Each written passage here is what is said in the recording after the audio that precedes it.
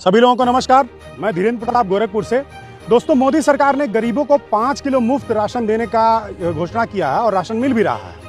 इस मुफ्त राशन पर स्वर्गीय अमरीश पुरी जी का एक विचार है, उसको सुन लीजिए, उसके बाद मैं आगे की बात करता हूँ। खाने के लिए आप लोगों को अनाज मिलता रहेगा। इन लोगों से कागज पर इनके अंगूठों के निशान ले लूं ठाकुर? अभी नहीं, पहले इन लोगों को हराम की खाने की आदत पड़ने दो। हाँ, तो दोस्तों, आपने अभी अमरीश पुरी जी का विचार सुना, जिसमें अमरीश पुरी जी बोल रहे हैं कि जनता को पहले हराम का खाने की आदत डाली जाए, जनता को हराम खोर बनाया जाए। तो क्या यह आदत हमारे देश के लोगों को पड़ चुकी है? जी हाँ, बिल्कुल पड़ चुका है। इसका एक सटीक उदाहरण मैं आपको बता रहा हूँ। दोस्तों, कोरोना के समय में लाखों लोग मरे। ऐसा कोई व्यक्ति नहीं है देश में जिसके परिचित में कोई मरा ना हो, कोई रिश्तेदार मरा ना हो, कोई सगा संबंधी उसका मरा ना हो। और उस दौरान ये लोग इस तरह से सोशल मीडिया पर रिएक्ट कर रहे थे जैसे कि लॉकडाउन खत्म होते ही सरकार के खिलाफ आंदोलन करेंगे, सरकार को उखाड़ करके फेंक देंगे, ये कर देंगे, वो कर देंगे। लेकिन इसी दौरान सरकार के द्वारा एक अफवाह फैलाई गई कि कोरोना के द्वारा मरने वाले लोगों को 10 लाख रुपया मुआवजा दिया जाएगा। कहीं कहीं भाजपाइयों ने इसे 40 लाख बता करके लोगों को गुमराह किया। और जैसे ही फैसले की घोषणा हुई, तमाम लोगों के अंदर से आंदोलन का जो भूत था वो खत्म हो गया। तमाम लोगों के अंदर जो सरकार का विरोध था वो खत्म हो गया। इससे साफ पता चलता है कि जनता पूरी तरह से हरामखोर हो चुकी है, जनता को मुफ्तखोरी की आदत पड़ चुकी है। और अब यह जनता कहीं पर केवल 5 किलो राशन में ही महंगाई, बेरोजगारी, अशिक्षा, भूखमरी, आतंकवाद, जातिवाद, सांप्रदायिकता सबको भूल चुकी है, दंगे फसाद को भूल चुकी है, हिंदू मुस्लिम का जो बंटवारा हो रहा है उसको भूल चुकी है। देश में यह भी कहा जा सकता है कि जो भूखा है वो जाकर के राशन लेगा, लेकिन जो भूखा है वो आंदोलन भी कर सकता है। लेकिन कहीं पर भी कोई आंदोलन यहाँ पर दिखाई नहीं दे रहा है। देश में जितनी भी योजनाएं आ रही हैं, उन योजनाओं में से देखिए केवल इस तरह की योजनाएं आ रही हैं कि जनता को भिखारी बना दिया, जनता को मुफ्तखोर बना दिया, जनता को पूरा सरकार के भरोसे छोड़ दिया जाए। जनता को कहीं से भी आत्मनिर्भर बनाने की कोई योजना नहीं चल रही है। देखिए, सरकार शौचालय बनवा रही है, सरकार घर दे रही है, सरकार के सांसद विधायक पहुंचते हैं तो ठंडी में जाकर के कंबल दे रहे हैं, गर्मी में आकर के वहां पर प्याऊ लगा दे रहे हैं, घड़ा लगा दे रहे हैं कि पानी पीजिए।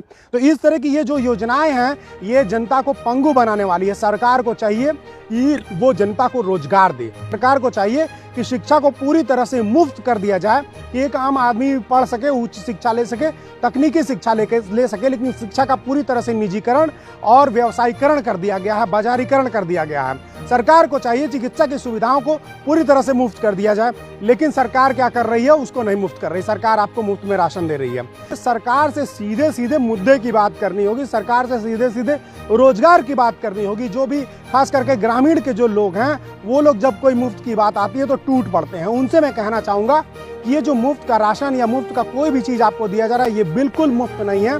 ये जो आपको दिया जाता है वो सरकारी खजाने से निकाल करके दिया जाता है। सरकारी खजाना जब खर्च होता है तो सरकारी खजाने को भरने के लिए महंगाई को बढ़ा दिया जाता है, टैक्स को बढ़ा दिया जाता है, और उसी टैक्स से फिर सरकारी धन खजाना बनता है, और उसी सरकारी खजाने में से कुछ उसमें से निकाल करके आपको दे दिया जाता है और आप उसमें खुश हो जाते हैं। आप सोचिए कि पेट्रोल डीजल पर आज सरकारें 100 रुपया का पेट्रोल है तो उसमें 70-75 रुपया सरकारें जो है टैक्स ले रही हैं। मतलब 70% जो पैसा है वो टैक्स का पैसा है, और वो टैक्स का पैसा आपसे लिया जा रहा है। और मुफ्त वैक्सीन, मुफ्त में राशन, ये सरकार जो प्रचार कर रही है, सोचिए एक प्रिंटेड झोला है जिसमें मोदी की फोटो लगी हुई है, उस झोले में 5 किलो राशन दिया जा रहा है। जितने का वो राशन है उतने का ही वो झोला है।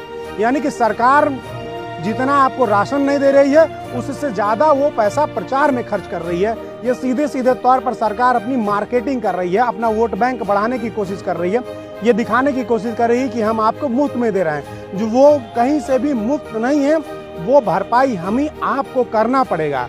और आज हम अगर राशन मुफ्त में मिलेंगे, कंबल मुफ्त मिलेंगे, शौचालय मुफ्त मिलेंगे, घर मुफ्त मिलेंगे, तो हमको उसका भरपाई भी करना पड़ेगा। हमको टैक्स के रूप में वो पैसा आप सरकार को लौटाना पड़ेगा, और वही महंगाई के रूप में हमारे ऊपर आकर के फिर से गिरेगा।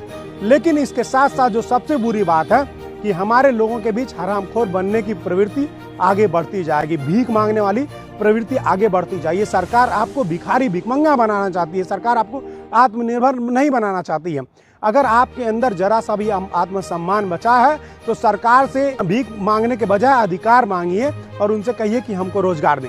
सोचिए कि अगर आपके पास रोजगार होगा तो क्या आप 5 किलो राशन के लिए लाइन लगाने जाएंगे? आप बढ़िया से बढ़िया खाना खरीद करके खा सकते हैं, आप बढ़िया से बढ़िया कपड़ा पहन करके खरीद सकते हैं, सांसद विधायक आते हैं, कंबल बांटते हैं गाँव में। अगर आपके पास रोजगार रहेगा तो एक बढ़िया मखमली कंबल आप खरीद सकते हैं। सरकार आपको शौचालय दे रही है, उसमें भी खूब कमीशन खोरी हो रही है। और उस शौचालय में न तो बैठने की जगह न तो पानी रखने की जगह है। और वैसे शौचालय के नाम पर सरकार आपको मूर्ख बना रही है। अगर आप नौकरी मांगते सरकार से और आपके पास नौकरी हो जाएगी तो आप एक बहुत बढ़िया शौचालय बनवा सकते हैं, बहुत बढ़िया घर बनवा सकते हैं। तो प्लीज़ मेरे साथियों, मेरे दोस्तों, मेरे देश के लोगों, इस मुफ्तखोरी की सरकार को हटाइए।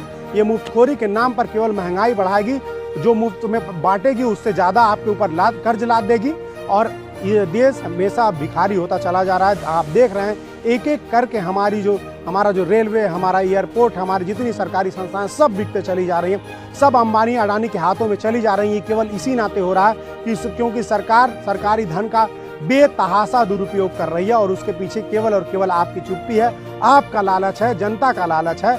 जिस तरह से कोरोना में लाखों लोग मारे गए, लेकिन मुआवजे की लालच में लोगों ने कहीं कोई आंदोलन नहीं किया, सरकार का कहीं कोई विरोध नहीं किया।